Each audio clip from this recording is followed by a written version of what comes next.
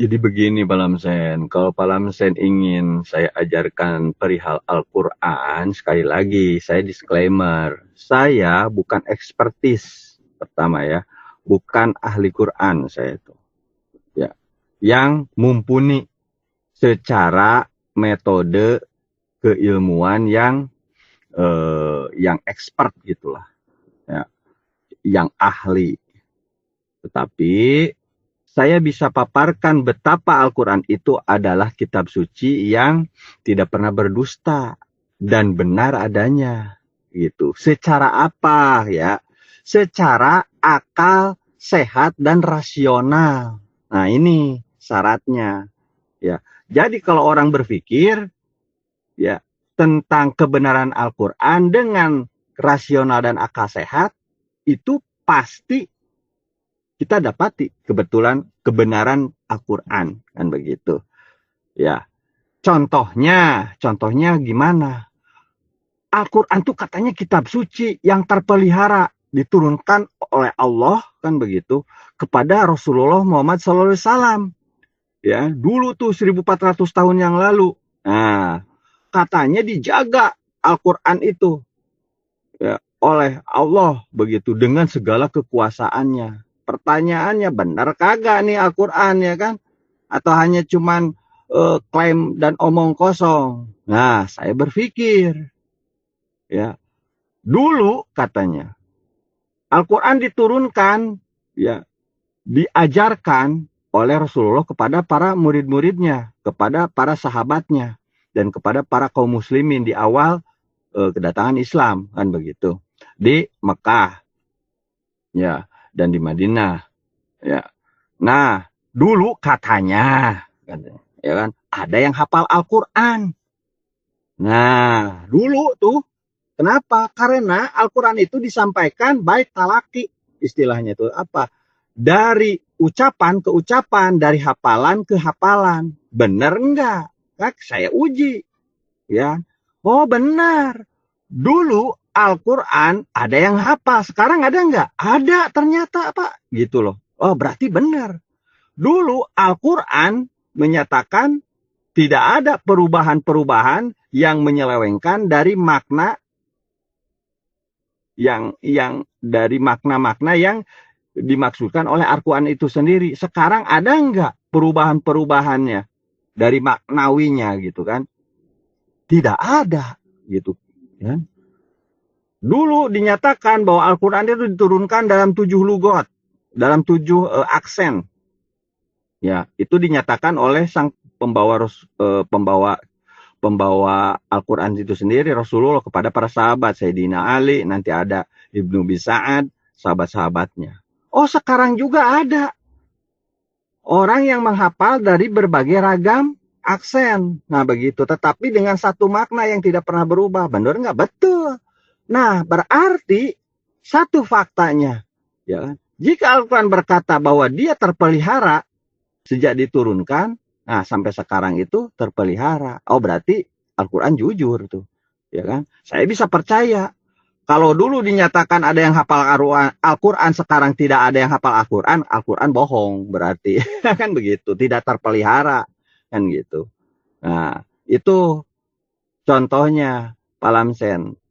Al-Quran itu memang satu kitab suci yang mengajak pembacanya, ya pengimannya tuh untuk berpikir dulu gitu loh. Menguji dulu ini Al-Quran tuh benar enggak sih? Kalau Al-Quran menyatakan A, nah nanti realita dan faktanya tuh harus A. Nah saya uji sampai sekarang, alhamdulillah Al-Quran itu ketika saya yakini, saya curigai dulu, ngaco ini, omong kosong, nggak terbukti. Setelah saya cari fakta-fakta dan buktinya, saya berpikir secara akal dan rasional, oh benar gitu loh. Ya, salah satu contoh saja. Dulu dinyatakan Al-Quran itu ada yang menghafalnya. Sekarang ada nggak? Ada. Bang begitu. Nah itu aja. Kalau dulu ada, sekarang nggak ada, tidak terpelihara dong. Kan begitu. Oh, jelaslah bahwa Al-Quran itu bisa dibuktikan secara akal dan rasional. Begitu Pak Lamsen ya. Kau menguji Al-Quran dengan akal sehat dan rasionalmu. Saya juga menguji Al-Quran itu dengan akal sehat dan rasional saya. Akal sehat dan rasional saya mengatakan bahwa Tuhan itu tidak pernah salah.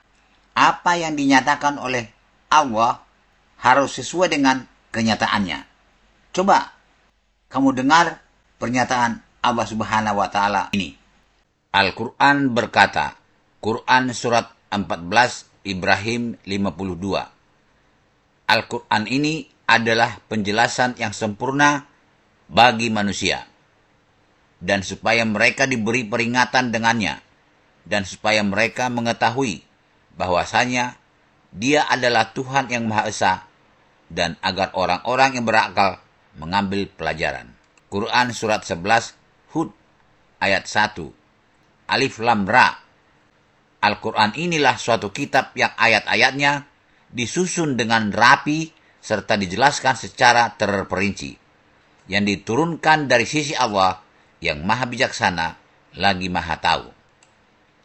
Quran surat 6 Al-An'am ayat 114. Maka patutkah aku mencari hakim selain daripada Allah, padahal Dialah yang telah menurunkan kitab Al-Quran kepadamu dengan terperinci. Orang-orang yang telah kami datangkan kitab kepada mereka, mereka mengetahui bahwa Al-Quran itu diturunkan dari Tuhanmu dengan sebenarnya, maka janganlah kamu sekali-kali termasuk orang yang ragu-ragu. Kesimpulan, menurut ayat-ayat Al-Quran di atas, Al-Quran adalah penjelasan yang sempurna bagi manusia, membenarkan kitab-kitab yang sebelumnya, dan menjelaskan segala sesuatu. Ayat-ayatnya disusun dengan rapi dan jelas dan terperinci. Lalu coba kamu baca dan dengar ayat ini. Quran surat 57 Al-Hadid ayat 23.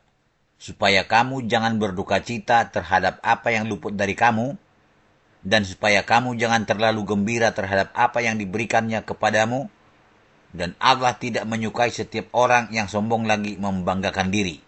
Ayat ini tidak jelas dan tidak terperinci. Coba kita baca ulang. Supaya kamu jangan berduka cita terhadap apa yang luput dari kamu, dan supaya kamu jangan terlalu gembira terhadap apa yang diberikannya kepadamu. Diapain? Tidak jelas. Lalu loncat. Dan Allah tidak menyukai setiap orang yang sombong lagi membanggakan diri. Supaya ayat ini jelas dan gampang dipahami dan bisa dipahami, seharusnya bunyinya begini. Supaya kamu jangan berduka cita terhadap apa yang luput dari kamu, dan supaya kamu jangan terlalu gembira terhadap apa yang diberikannya kepadamu, saya memberikan harta yang melimpah ruah kepadamu. Ingat, dan Allah tidak menyukai setiap orang yang sombong lagi membanggakan diri. Nah, ini baru jelas. Ini tidak tahu apa tindakan Allah supaya saya tidak berduka, supaya saya tidak terlalu gembira. Tidak jelas kan? Ternyata pernyataan Allah Subhanahu wa Ta'ala ini tidak sesuai dengan kenyataannya. Di dalam Al-Quran itu terlalu banyak ayat-ayat yang tidak bisa dipahami oleh semua orang. Kita definisikan dulu apa itu benar. Benar menurut saya, menurut logika dan saya definisikan adalah persesuaian antara pernyataan dan kenyataan. Itu bisa disebut benar. Nah, kita sudah membaca pernyataan Allah Subhanahu wa Ta'ala yang tercatat di dalam Al-Quran. Ternyata pernyataannya tidak sesuai dengan kenyataan. Berarti Al-Quran itu, ayat-ayat Al-Quran itu bukan firman Allah, karena pernyataannya tidak sesuai dengan kenyataan. Terima kasih.